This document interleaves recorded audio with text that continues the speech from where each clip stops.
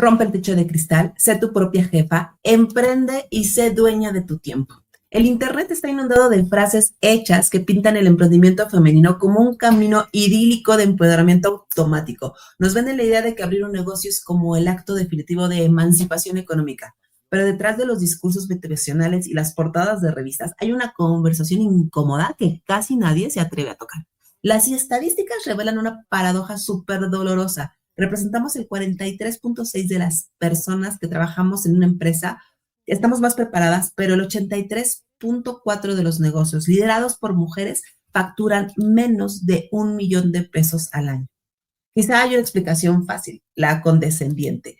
Se va a decir que es por falta de oportunidades, porque estamos en los sectores equivocados, porque tenemos demasiadas obligaciones. Y sí, las barreras externas existen, pero no explican todo. El verdadero problema empieza muchísimo antes, empieza en el diseño. Si casi la mitad de la fuerza productiva opera en negocios que apenas generan riqueza, entendemos de golpe por qué la economía rinde por debajo del potencial y por eso quizá Latinoamérica está como está. ¿Realmente eres dueña de una empresa o creaste una trampa perfecta donde tú eres tu empleada más exigente? Hoy vamos a analizar la sociología de los negocios y cómo la falta de nuestra propia estructura nos está robando el crecimiento y sobre todo la libertad y la oportunidad de cambiar la economía de toda una región. Hola, yo soy Dani Villegas y esto es Entre Empresarios. Comencemos por desarmar el primer mito, la falta de preparación. Cuando una mujer abre un negocio, el ecosistema suele reaccionar con un sesgo cultural muy sutil pero paralizante. Parece que socialmente tenemos que justificar nuestra ambición económica. Seguro lo has vivido porque a mí también me pasó cuando inició. Te miran y asumen que vas a vender cositas, que es un pasatiempo, un negocio rosa, que es para que seas una mami emprendedora. Se te aplaude que emprendas, pero se te desincentiva a que construyas una organización real. Se formó la idea colectiva de que el espacio natural de una mujer es el emprendimiento que se quede ahí, eterno, pequeño, algo que le permita valorar las miles de actividades a montar una empresa. Y esto no es una crítica para quienes inician un proyecto por subsistencia inmediata. Esto es una contradicción sistémica.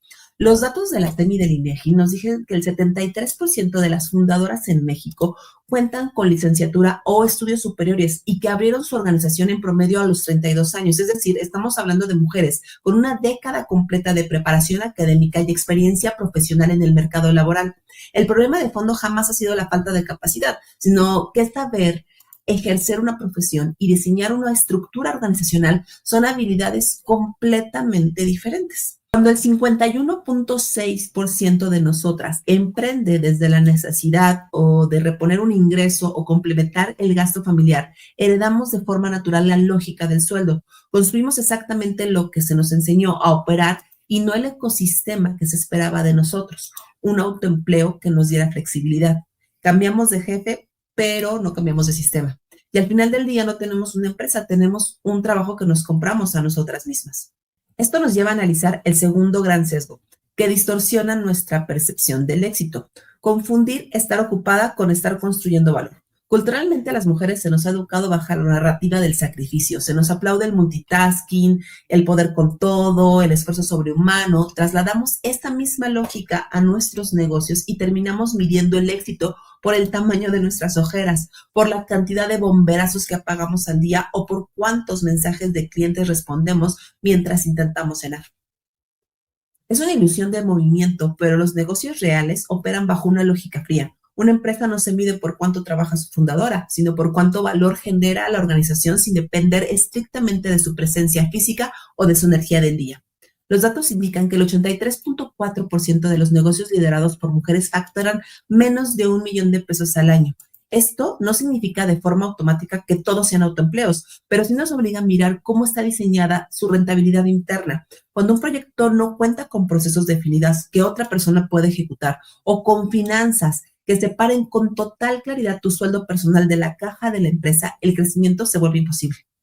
No es un problema de ganas, de disciplina ni de falta de trabajo. Es un problema de arquitectura empresarial. Si el modelo base no es rentable desde el día uno o en su precio, su oferta, su estructura, empujarlo a crecer no agranda la empresa, solo agranda la pérdida y multiplica tu propio agotamiento.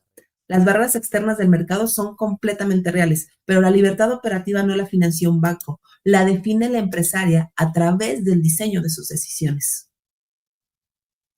Finalmente, entramos al terreno del capital y el financiamiento, que suele ser la barrera externa más citada en los foros de negocios. Las estadísticas muestran una realidad estructural muy cruda. Las mujeres encabezamos el 76% de las microempresas del país, pero solamente 13 de cada 100 logran acceder a un crédito bancario. El sesgo y la exclusión del sistema financiero tradicional son innegables. Sin embargo, el dato que existe un análisis mucho más profundo y completo es que hay otro lado de la moneda. 8 de cada 10 empresas de mujeres operan sin financiamiento porque jamás solicitaron un crédito. La mayoría de nosotras arrancamos con ahorros propios, sosteniéndonos con el apoyo familiar o reinvirtiendo las propias utilidades. Operamos bajo la filosofía ultraconservadora de no deberle nada a nadie. Y de nuevo, esto no es un error de juicio, es una respuesta lógica. Si tu negocio nació precisamente para proteger o sustituir los ingresos del hogar, lo último que quieres es poner en riesgo esa estabilidad familiar. Pero la conversación estratégica que verdaderamente importa es esta. ¿En qué momento estamos evitando un peligro innecesario y en qué momento estamos frenando una inversión indispensable para construir capacidad? Utilizar solo el flujo de caja propio nos da dinero para operar, pero rara vez nos da dinero para crecer. La aversión absoluta al riesgo también tiene un costo comercial muy alto y se paga con el estancamiento estructural. No se trata de empujar a tu organización a un endeudamiento irresponsable. Se trata de entender que para dejar de competir con tus horas de sueño, necesitas inyectarle recursos a un sistema que trabaje por ti. El miedo a dar el salto financiero mantiene el negocio a salvo, pero también lo mantiene pequeño.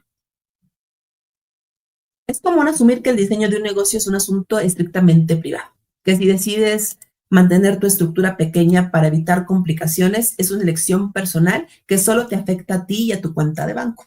Pero la macroeconomía no se compone de datos abstractos, es el resultado directo de millones de decisiones de diseño individual.